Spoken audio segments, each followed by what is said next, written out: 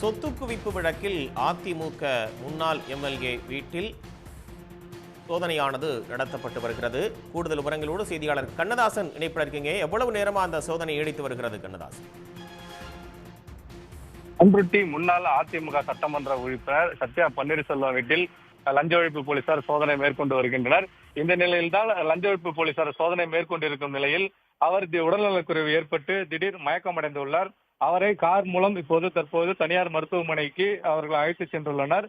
கடலூர் மாவட்டம் பண்ருட்டி தொகுதியில் 2016 முதல் 2021 வரை சட்டமன்ற உறுப்பினராக சத்யா பன்னீர்செல்வம் இருந்து வந்தார். இவர் தற்போது அதிமுகவின் மாநில மகளிர் அணி துணை செயலராகவும் செயல்பட்டு வருகிறார். கடந்த தேர்தலில் இவருக்கு அதிமுகவில் வாய்ப்பு வழங்கப்படாத நிலையில் அவர் தற்போது பண்ருட்டியில் வசித்து வருகிறார். இந்த நிலையில்தான் அவருடைய வீட்டில் இன்று காலை 6 மணிக்கு லஞ்ச ஒழிப்பு போலீசார் சோதனை மேற்கொண்டு வருகின்றனர்.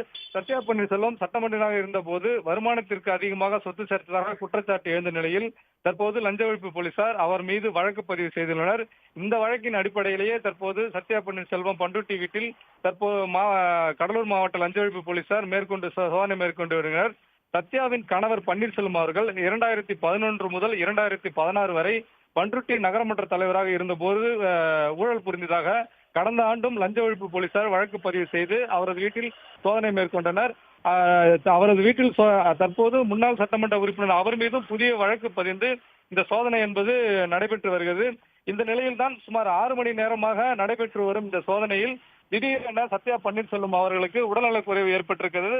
அப்போது அவர் திடீரென மயங்கி வீழ்ந்துள்ளார். தற்போது அவர் வீட்டிலிருந்து அந்த கார் மூலம் கடலூரில் உள்ள தனியார் மருத்துவமனைக்கு அவர் அழைத்து செல்லப்பட்டிருக்கிறார். தற்போது இந்த பண்ருட்டியில் அவர் சோதனை மேற்கொண்ட சம்பவம், அவர் மயங்கி விழுந்த சம்பவம் ஒரு பரபரப்பை ஏற்படுத்தியுள்ளது.